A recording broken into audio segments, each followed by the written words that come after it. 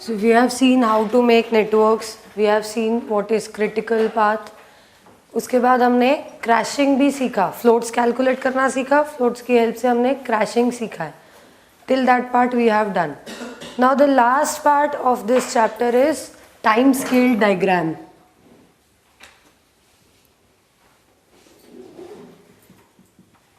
Time scaled diagram. This comes into resource smoothing.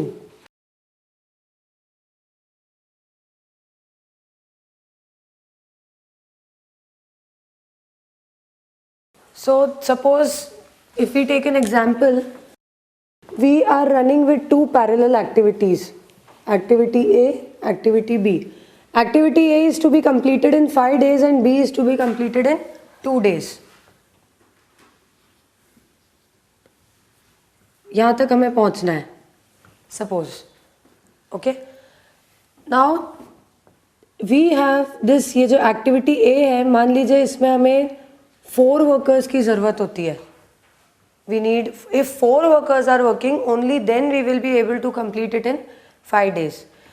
And this activity 2, in this we need 2 workers. If 2 workers are working, we'll be able to complete it in 2 days.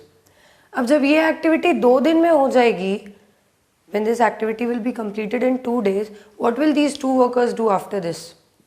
They'll be spare, खाली बैठे रहेंगे. And this activity, it is taking 5 days. 2 दिन होने के बाद इसको अभी 3 दिन और लगना है, या मान लो इसको अगर हम लेट्स टेक इट एज 3. सो जब ये एक्टिविटी ख़त्म होगी, ये एक्टिविटी लगभग 40% कंप्लीट हो चुकी है. इन 5 डेज में से 2 दिन हम काम कर चुके हैं. Even more 3 days are needed. वो 3 दिन तक हमारे 4 वर्कर जो है वो इस एक्टिविटी को कंप्लीट करेंगे. बाकी यहाँ के जो 3 वर्कर्स हैं, दे आर सिटिंग आइडल है और हम उनको ऐसे ही पेमेंट कर रहे हैं. Okay, we have to now learn कि हम किस तरह से एक एक्टिविटी के वर्कर्स को दूसरी एक्टिविटी पे शिफ्ट कर सकते हैं. Like if this activity is completed in 2 days, we can shift these 3 workers over here. हम इनसे एक्टिविटी ए करवा सकते हैं सो दैट एक्टिविटी ए जल्दी फिनिश हो जाए. जल्दी फिनिश होगी तो हमारे इनडायरेक्ट कॉस्ट भी कम लगेंगे, प्लस लेबर कॉस्ट जो हम इनको एडिशनल दे रहे थे, ये आइडल बैठे थे फिर भी हम इनको पे कर रहे थे, हमें वो नहीं करना पड़ेगा. Now they are working for us और हम उसी का पेमेंट कर रहे हैं. So this resource smoothening means आपके पास जो लेबर रिसोर्स है, the labour number of labourers और the labour hours which you have, that always has a limitation. अगर आपने बहुत ज़्यादा लेबर फोर्स हायर किया है जिसकी ज़रूरत ही नहीं है, से कभी पूरे महीने में 2 या 3 दिन ऐसा होता है when you need a lot of labourers, जब हमारी बहुत सारी एक्टिविटीज़ एक साथ चलती हैं, only in that case we need many number of labourers. उसके लिए हम पूरे महीने तक लेबरर्स बहुत ज़्यादा अपॉइंट करके नहीं रख सकते. सिर्फ महीने में अगर 2 दिन हमें से 10 वर्कर्स की ज़रूरत है, बाकी के पूरे दिन हमें हमारा काम सिर्फ 6 या 7 वर्कर्स से चल जाता है. So we will not hire those 10 labourers for the entire months. हम पूरे महीने का वेजेस 10 वर्कर को नहीं दे सकते. What we should do is, हमें अपनी एक्टिविटीज़ को इस तरह से प्लान करना चाहिए. कुछ दिन ऐसे भी होते हैं जब हमें कम वर्कर्स की ज़रूरत होती है, कुछ दिन ऐसे भी होते हैं जब हमें ज़्यादा वर्कर्स की ज़रूरत होती है. We have seen there are certain activities जिनमें फ्लोट होता है. फ्लोट मतलब वी हैव अ मार्जिन, हम उन एक्टिविटीज़ को पोस्टपोन कर सकते हैं. So when we have that margin, हमें उन पर्टिकुलर एक्टिविटीज़ को पोस्टपोन कर देना चाहिए, सो दैट पोस्टपोन करने की वजह से हमारी जो लेबर रिक्वायरमेंट है जो ज़्यादा हो रही थी, क्योंकि you are doing many activities at a time, एक एक्टिविटी उसमें से आपने पोस्टपोन कर दी, लेबर रिक्वायरमेंट भी आपकी बट गई, डिस्ट्रीब्यूट हो गई. This is the concept of resource smoothening. How do we do this? So we make these time scale diagrams. हमने जो नेटवर्क डायग्राम पढ़े हैं, हम उनको अब स्केल पे ड्रॉ करते हैं as a straight line. Like if this was our network, say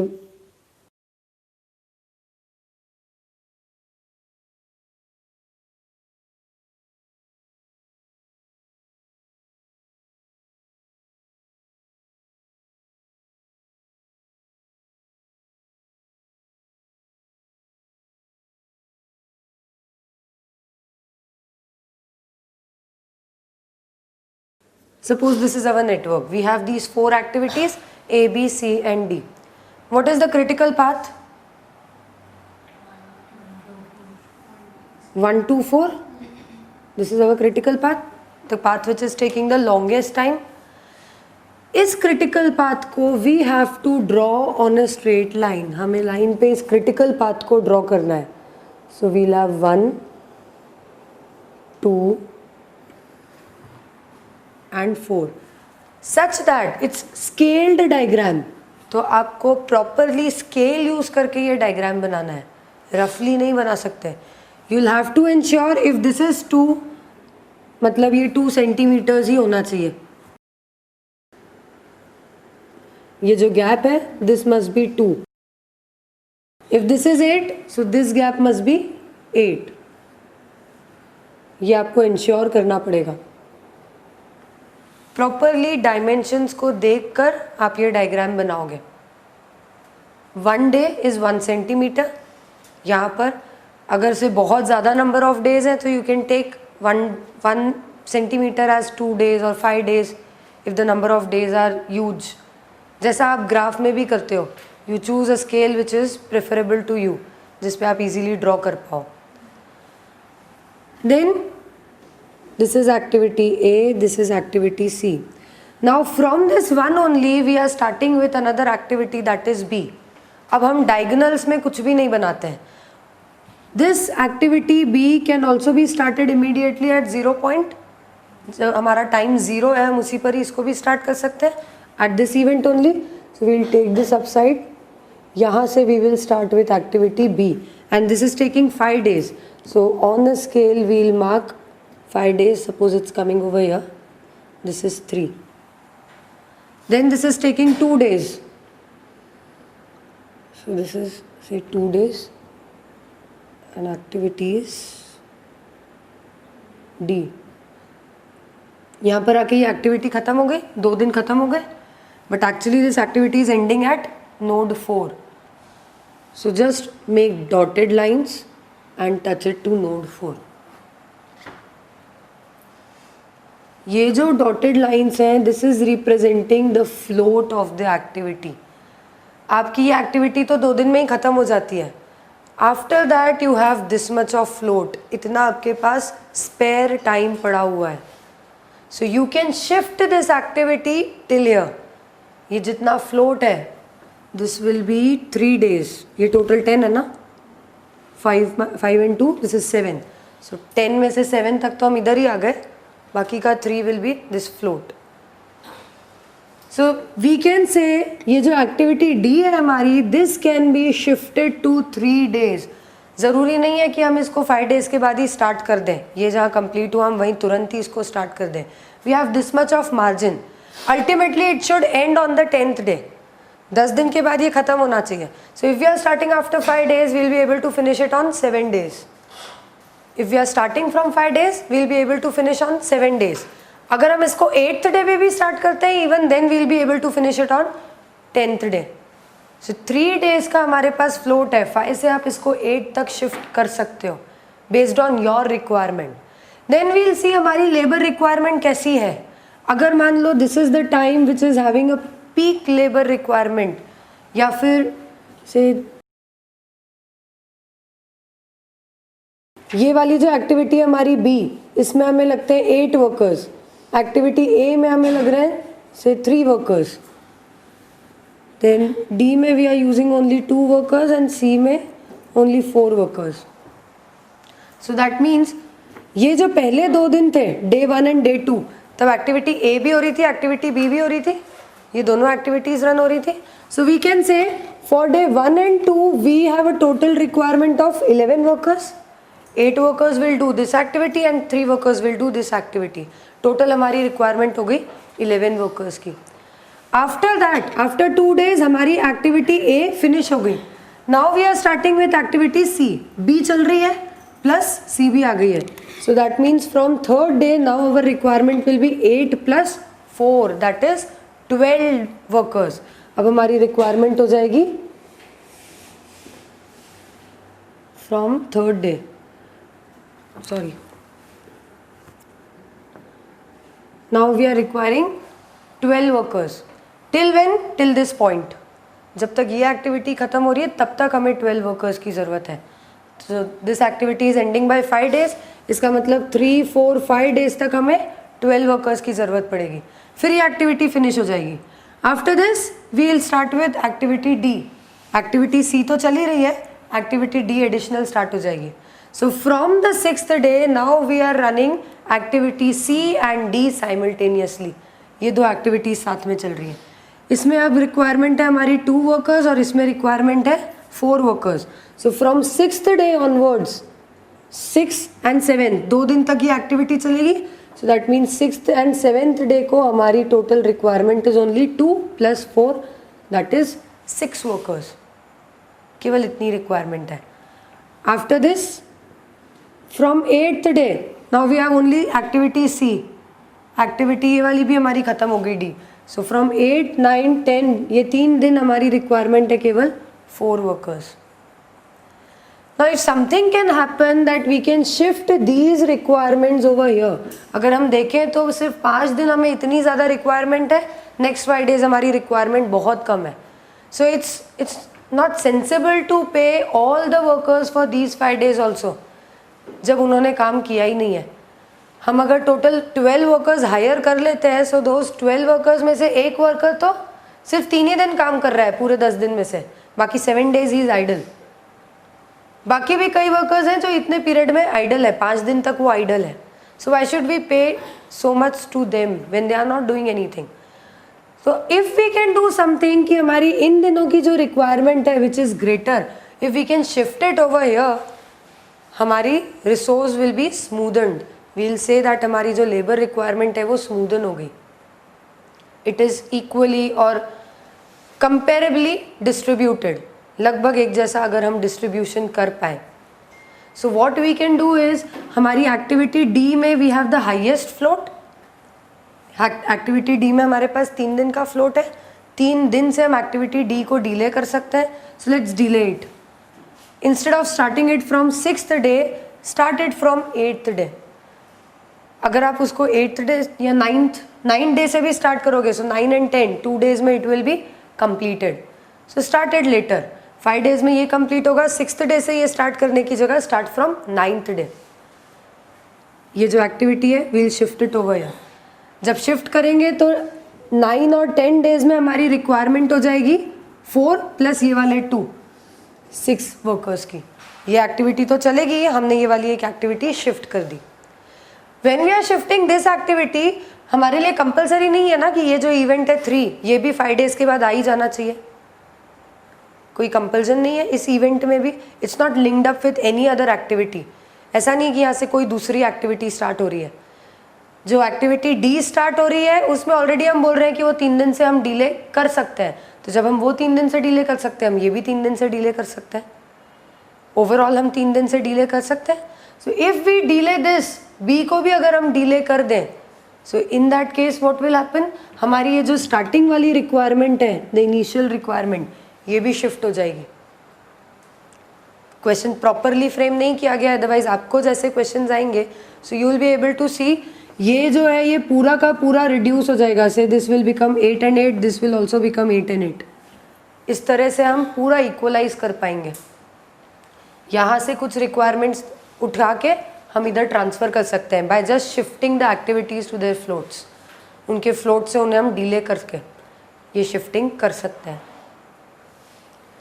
clear है? these are time scale diagrams. So we have no diagonal lines over here. हमें जब भी 2 simultaneous activities शो करना है, we'll take it up side और down side, और हम parallel line से ही उनको शो करेंगे. Now come to question number 21 and draw the network.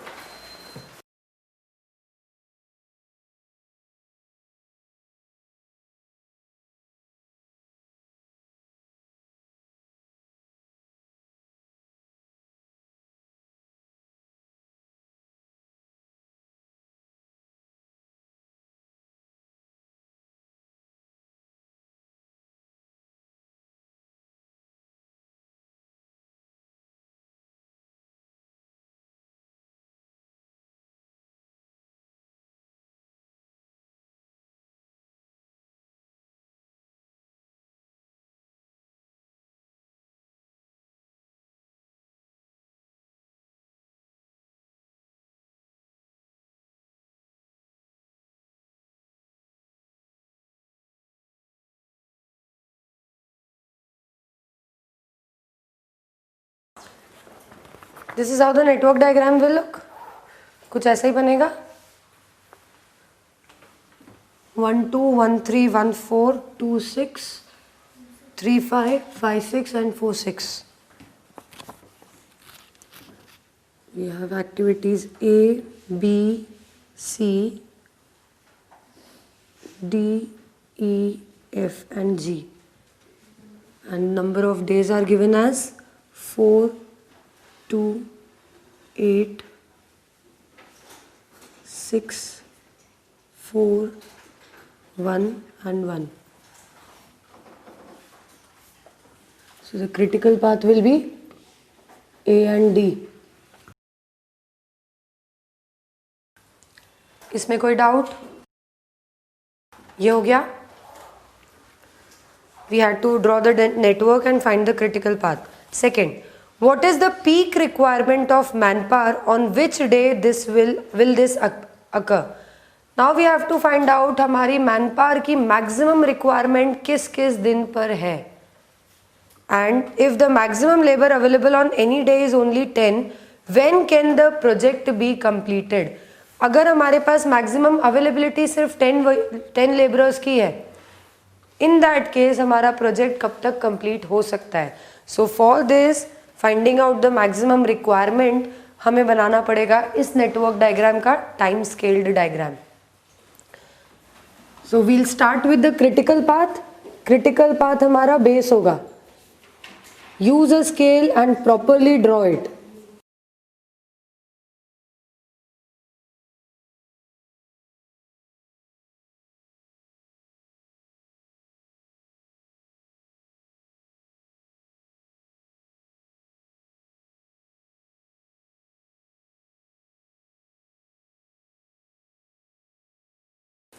Each single day will be considered as 1 centimetre. Critical path हमारी base line होगी. इसके अलावा कौन से पाथ्स हैं? तो we have B E F. So we can take this upside. B is till 2 days. Then E is for the next 4 days.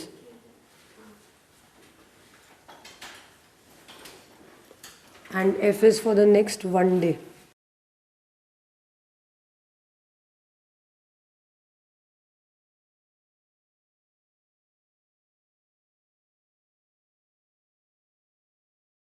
After this 1 day, this has to end at 6.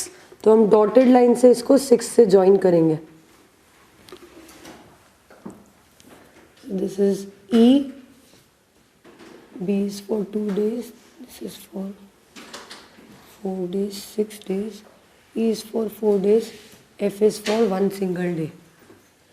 Next path is C and G.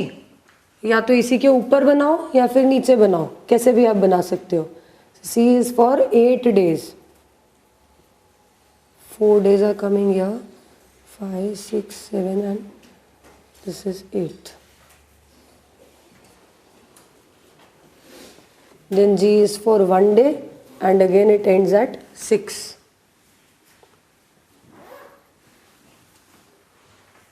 This is how you are going to make the time scaled diagram.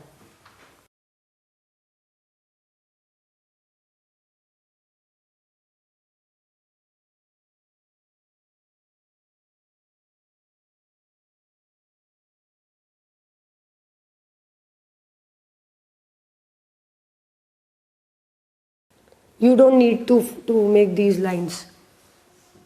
आप already scale पे बना रहे हो तो yours will be exact only.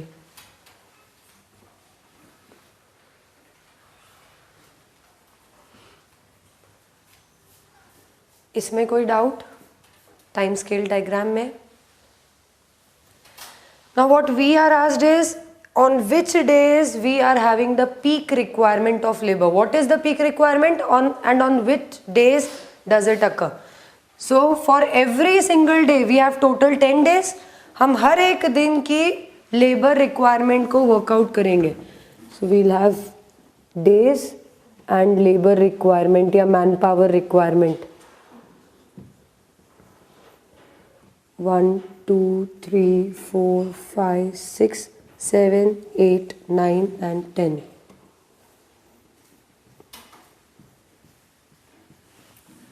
On the first day, what all activities are going on? B, A and C.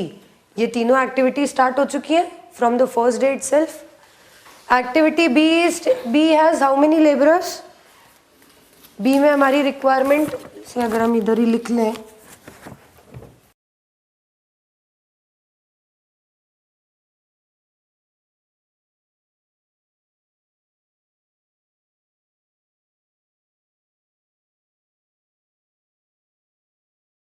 A में we require 2 laborers, B में we require 3, C is 5, D is 3, E is 2, F is 3 and G is 8.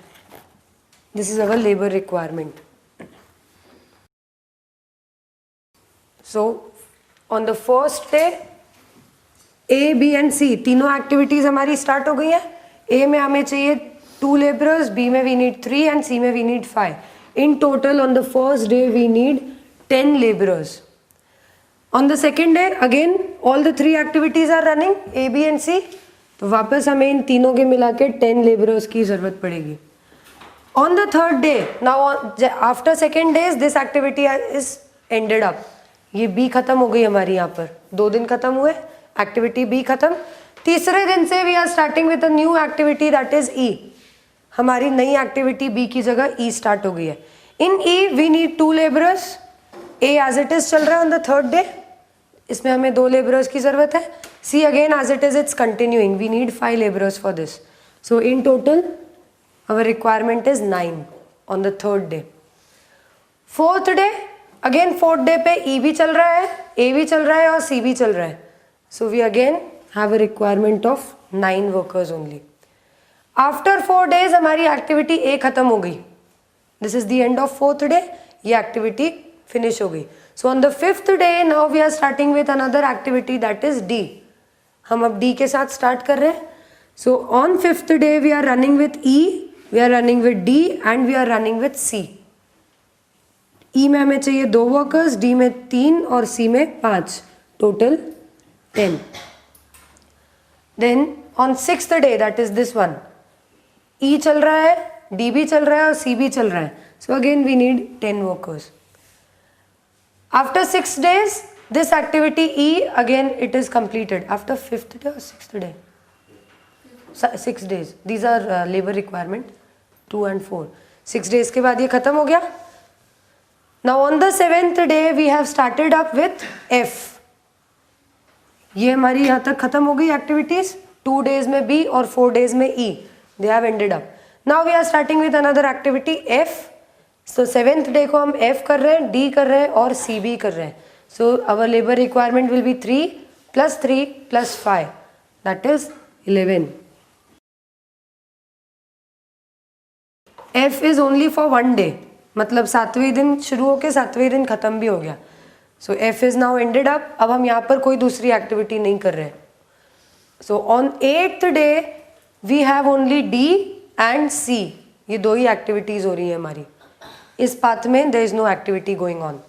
So we have D जिसमें requirement is 3, C जिसमें requirement is 5. So the labor requirement will be 8. Then after 8 days even activity C is completed. C खत्म हो गया है. Now we are starting with G. So now we are doing activity D and activity G on the 9th day. D में चाहिए 3 worker, G में चाहिए 8 workers. So again we need 11 workers on the 9th day. On 10th day अब हमारी ये activity भी खत्म हो चुकी है. G यहाँ पर कुछ नहीं हो रहा है, इस पाथ में भी कुछ नहीं हो रहा है. So we are only running with activity D जिसमें हमें लग रहा है only 3 workers. Any doubts? ये समझ में आया? नंबर ऑफ वर्कर्स, किस एक्टिविटी में कितने वर्कर्स लगेंगे?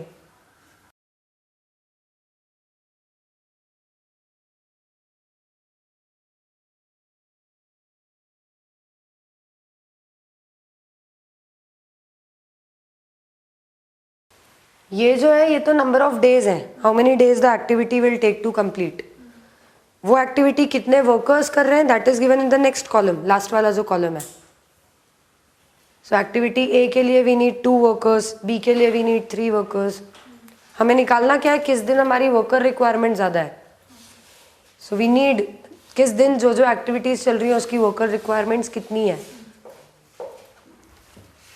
और कोई doubt? So what is the peak requirement of labourer? 11.